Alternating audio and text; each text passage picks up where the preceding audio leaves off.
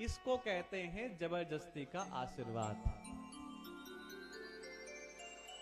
व्यक्ति हाथ नहीं रखना चाहता, लेकिन फिर भी पैर छू के अपना हाथ रख दो। अरे उसका मन होगा तो खुद ही रख देगा।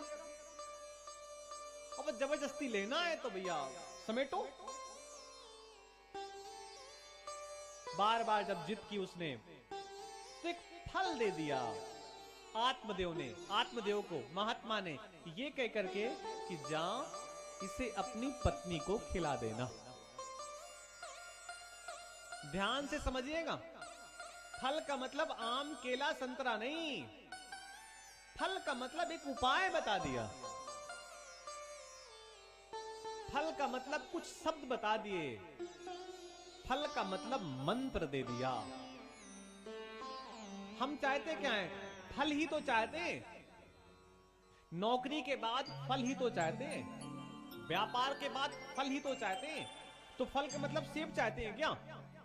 नहीं, फल का मतलब संतुष्टि। फल का मतलब वो सब जो हमारे मन में चल रहा है। अपनी पत्नी को खिला देना और उसके बाद तुम्हें पिता बनने का सुख मिलेगा। लेकिन ध्यान रखना, नियम ये सब बिल्कुल सही से पालन करना, तभी अच्छी संतान का सुख मिलेगा आपको। हंसते हुए, खेलते हुए, उछलते हुए अपने घर पहुंचा।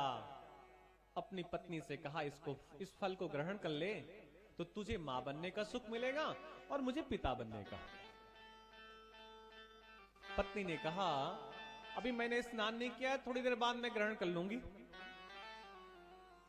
पति तो चला गया। जैसा संग होता है वैसा ही रंग होता है। आप किसी भी विद्यालय के सामने खड़े हो जाइए और विद्यालय में सारे बच्चे एक जैसी ड्रेस पहनते हैं। सबकी ड्रेस एक जैसी होती है। और आप कभी गौर से देखिएगा, वो सारे बच्चे एक जैसे ही लगते हैं। उसमें पता ही नहीं चलता कौन गोरा, कौन सांवला, कौन काला। सब बच्चे एक जैसे दिखाई देते। जैसा रंग वैसा संग। कितने लोगों ने चने के खेत से चना तोड़ा है? सबने तोड़ा होगा ना। कुछ लोग संकोच कर रहे हैं कि पंडित जी जान जाएंगे कि हम गांव से हैं। भैया हमको सबको पता है कि शहर वाले केवल 001 वाले हैं, घंटा घर के आसपास। 001 जो एड्रेस लगता है पिन कोड, वो तो शहर वाले हैं। और यहां के 26 है ना। कितना है भैया? 80, क्या बोलते हैं, 27 है। ये तो और आगे निकल गए। मतलब हम कानपुर में 27वें नंबर पे हैं। तो कोई अकबरपुर का है, कोई भीतर गांव का है, कोई बाहर गांव का है, कोई उन्नाव का है, और कुछ तो ऐसे गांव के हैं कि गांव का नाम भी नहीं बताते। हमारी बहन जी पीछे भिंड की बैठी हैं, भीड़ में। तो भैया मेरा मतलब यह था कि चने के खेत से जब साग तोड़ा जाता है तो उसका कीड़ा भी हरा ही होता है। जैसा संग वैसा रंग। सरसों के खेत का कीड़ा पीला और लाही के खेत का कीड़ा काला होता है। जैसा रंग वैसा संग। जैसी धुंधली वैसी ही उसकी सहेली। उसने कहा, अरे इस उम्र में तुझे संतान अगर होगी तो तुझे कष्ट होगा। और ये सही बात वो कह रही है। गलत व्यक्ति कभी गलत बात कहता ही नहीं है। हां, सही व्यक्ति जरूर गलत बात कहता है। अब सही व्यक्ति कौन है? जिसने एमबीए किया हुआ है। क्यों मास्टर साहब? बेवकूफ बनाता है ना कि 4 दिन में गोरे हो जाएंगे आप। बोलो बोलो। तो पढ़ा लिखा व्यक्ति तो ये कह रहा है। तो सही व्यक्ति तो लगभग गलत बात कहता है। गलत व्यक्ति गलत व्यक्ति गलत बात बहुत कम करता है।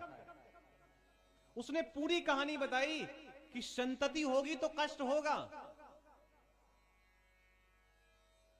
और भयंकर कष्ट होगा। उसने एक बात और कह दी कि जब उदर पे बालक होता है तो व्यक्ति भाग नहीं पाता, और गलती से घर में आग लग गई तो तू भाग नहीं पाएगी, तेरे प्राण निकल जाएंगे। उसने कहा दीदी बिल्कुल सही बात कह रही हो। उसने एक बात और कह दी कि अगर गलती से ननद आ गई तो सारा धन लेकर के चली जाएगी। ननद का मतलब समझते हैं ना? नहीं समझते हैं, सही वाला समझो। नद का मतलब होता है आवाज। ननद में दो ना और एक दा होता है। तो पहले का मतलब होता है ना और दूसरे का मतलब होता है नद। जिसके मुंह से कभी जीवन भर आवाज ना निकले वही भाभी की सबसे अच्छी ननद। और ये स्वभाव होना चाहिए। ननद आ गई तो सब कुछ लेकर के चली जाएगी, तेरे पास कुछ बचेगा नहीं। अच्छा, जैसा उसने समझाया धुंधली वैसा ही समझ गई। सोचा फल किसको खिलाएं, तो गाय को खिला दिया। और स्वयं उस सहेली ने एक बात और कह दी कि मेरे तो अनेकों बालक हैं और एक बालक और हो जाएगा। तुझे बालक की जरूरत है और मुझे धन की जरूरत है। विनिमय किया धन से बालक का। धन से किसका विनिमय किया? बालक का। और ये कथा तो भागवत की है, आज भी यही हो रहा है। अपने गर्भ लोग किराए पे दे रहे हैं कि हमें धन दे दो और हम आपकी संतान को जन्म दे देंगे। पुराणों कथा है।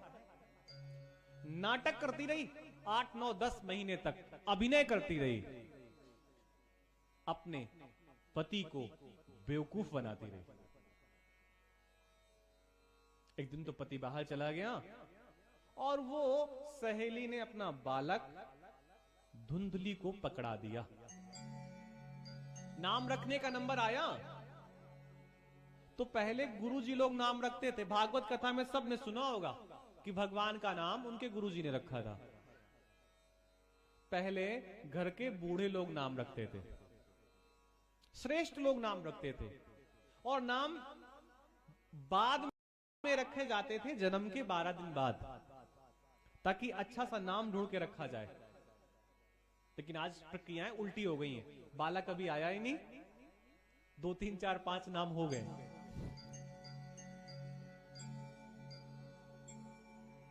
बालक का नाम क्या रखा गया? धुंधकारी। जैसी मां वैसा ही बालक। कुछ समय बाद गाय ने भी एक बालक को जन्म दिया। गाय के कान बड़े थे। क्या बड़े थे? कान। गाय के बालक के कान बड़े थे। और कान एक और व्यक्ति के बड़े होते हैं जिनका नाम गणपति है। तो बड़े कान के बालक का मतलब है कि या तो गणपति की कृपा है या गौ की कृपा है। कान बड़े थे, कर्ण, संस्कृत में कर्ण कहते हैं, और गाय ने जन्म दिया था तो बालक का नाम हो गया गोकर्ण। दोनों को पढ़ने के लिए काशी भेजा गया। दोनों कुछ दिन बाद पढ़ करके आए। एक तो बहुत विद्वान बना और दूसरा गोकर्ण पंडितो ज्ञानी धुंधकारी महाखला। खल कहते हैं दुष्ट व्यक्ति को। आज कथा बहुत देर से प्रारंभ हुई है, तो हम लोग 15-20 मिनट कथा में और रहेंगे और नित्य 6:15 तक कथा हम लोग श्रवण करेंगे। 6:15, 6:30 उसके पहले तक। तो ये हम इसलिए बता रहे हैं कि आप अपने घर के कार्य कुछ ऐसे व्यवस्थित करिए कि 6:30 के पहले ही हम प्रयास करेंगे आरती हो जाए, ताकि किसी को सुविधा भी ना हो और कथा भी चलती रहे। तो ऐसी 6 दिन कथा और होगी। कुछ देर हम कथा में रहेंगे, फिर एक भजन और फिर आज आरती कर लेंगे। और कथा का समय 2 बजे से 6 बजे तक रखा गया है। 2 बजे का मतलब भैया लोग 2 बजे आ जाएंगे, अपने बाजा को ठीक करेंगे और फिर कथा प्रारंभ हो जाएगी 1-2 भजनों के बाद। और ऐसे ही 6-6:15 तक हम लोग आरती कर लिया करेंगे। तो बिल्कुल परेशान मत होइएगा कि हम बहुत देर तक बैठा लेंगे। अपने कुछ थोड़े से नियम बनाने का प्रयास किए हैं कि समय से कथा प्रारंभ करें और समय से विश्राम करें, ताकि